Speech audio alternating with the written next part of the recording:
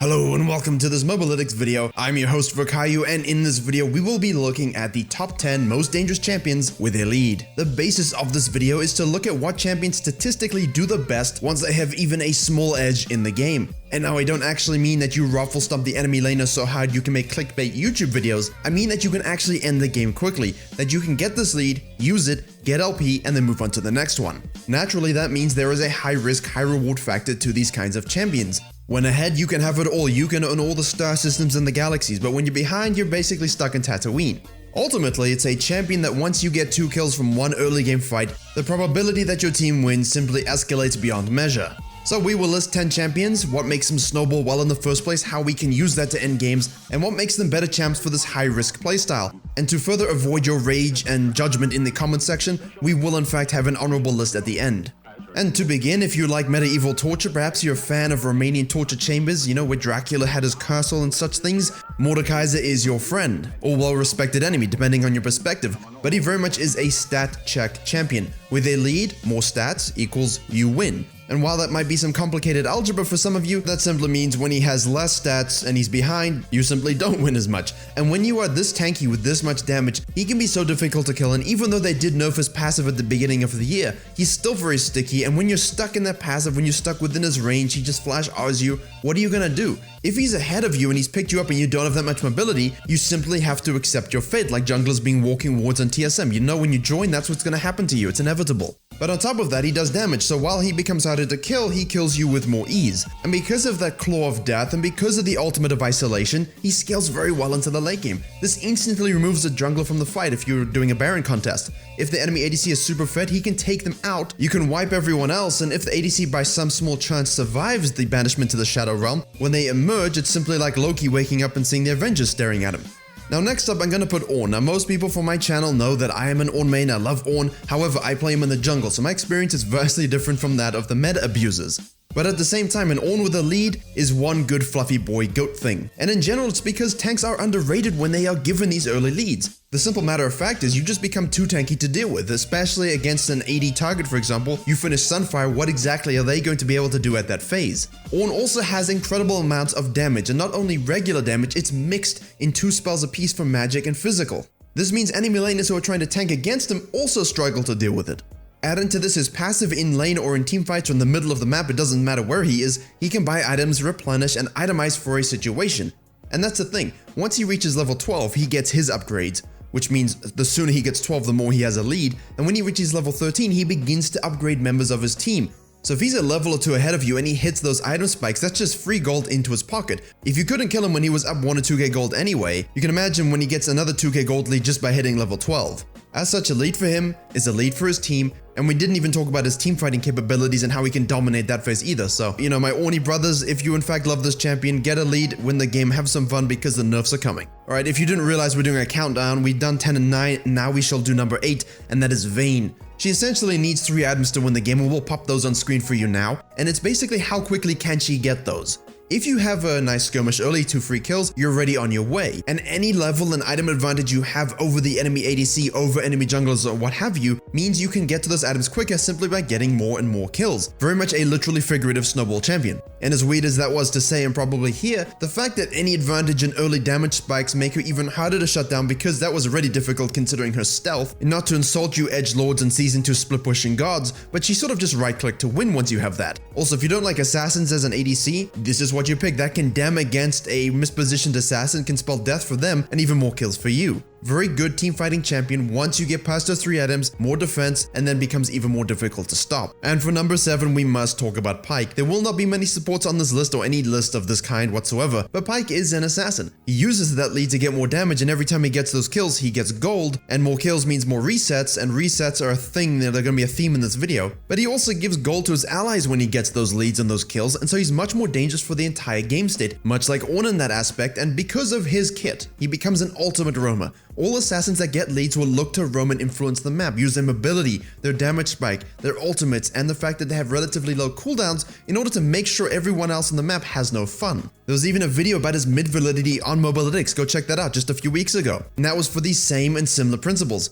Roaming wins games and 1 hook equals 1 kill win ahead, and it's ultra punishing to play ahead if you all get low and he gets even 1 reset. Now on the note of resets, we must talk about Katarina. She needs one item to pop off. That Hextech Gunblade with healing, whether you're going Electrocute or Conqueror, is absolutely obnoxious. People think of Katarina as an OP late game champion. That's not the case. Very much a hardcore mid game power spike. You need to get fed early as possible. You need to start roaming the map, getting resets, getting itemization, such that you can win the game very quickly. Grouped up death balls of CC is not exactly what she's looking for. She likes those papers, the squishy targets.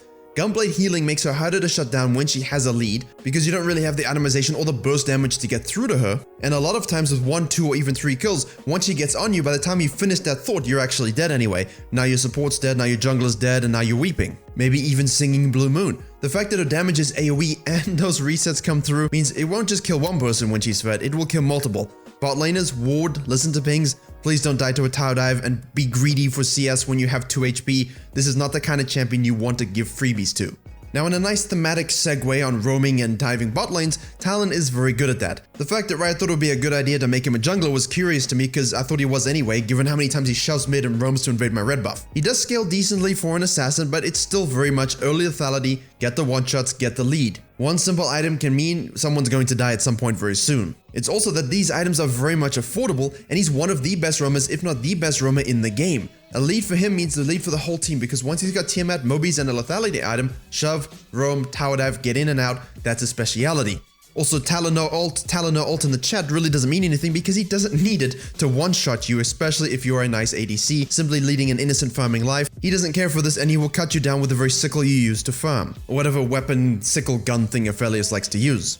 Number 4 on the list is Vladimir. Very much in this case, he is a natural scaler. Yeah, gold is nice for itemization, but levels are also very important, with that level 11 being an absolute ginormous power spike. He is one of the ultimate 1v9 champions. Late game, he's meant to be weak early, of course, and you think he's harassing with his auto attack, but I think you actually do damage to him when he does that, so don't be too afraid of them. However, he's far from weak early, and if he does get a lead on you, if you solo die to him pre-6, you're not gonna have a lot of fun in the next 25 minutes, I can guarantee you that much. You can build all the Morellos you like, but it's not gonna really stop him. He's not as easy to gank as you think if he's taking phase rush, he has the pull for defense, he can be very difficult to dive, not to mention he can use these same things for engage, and therefore this blood-sucking Dracula analog, good healing, hard to kill, kills everyone, no counterplay champion is one of the best to snowball with, and if you can play that early game well, get a kill or two, get your item and levels advantages, say hello to all that LP you could ever want.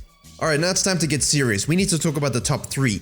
Number 3 on this list is Rengar. I made a guide for him on my channel, I play him a lot, and not many junglers in the season have been very scary with leads because of the nerfs, because of the stifling, because of the focus on different kinds of supportive junglers with their ganks and itemization. But this one, oh boy, this one is scary with the lead. That bone tooth stacking, the percentage extra AD he gets, means that not only when you give him 2 kills early does he perhaps get an early Tiamat and an early Duskblade, you've also just given him bone tooth stacks.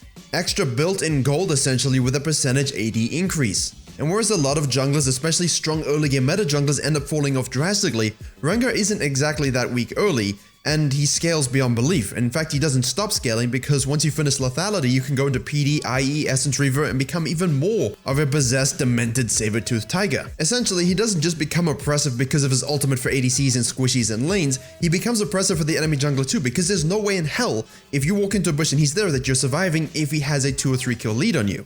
He scales well, he keeps one-shotting, someone is definitely going to die. Whether or not other people die is a separate issue. But if you're against him, one of your teammates will be sacrificed for the good of the people. Just make sure you try and clean up, but ideally, just don't feed him in the early game. Play with your eyes open, play smart, because once he gets that lead, goodbye. Now on to number 2, and it could only be Kassadin. He is the worst thing ever to get kills, worse than Rengar, because he scales with levels. They always say you need to win before level 16 with this guy. If he gets to level 16, that 3rd charge in the ultimate, I really don't know what you're gonna do. I mean, Rengar's annoying with the ultimate, but Kassadin can fly over walls, flash, do 1,000 tons of damage. The saving grace with Kassadin versus a Rengar or something like that is he needs 2 items, 2 scaling items at that. Rod of the Ages and Archangels. However, if he gets them earlier through a couple kills in the river, that means he gets a spike sooner because he can begin scaling them sooner, and you can understand where I'm going with this. As he is also level dependent, and earlier level 11 and level 16 means he's gonna run everyone down. And not to mention with this build and his innate kit with shielding and so on, he can actually be very tanky, which means it's unlikely you kill him before he simply ults away and laughs at you.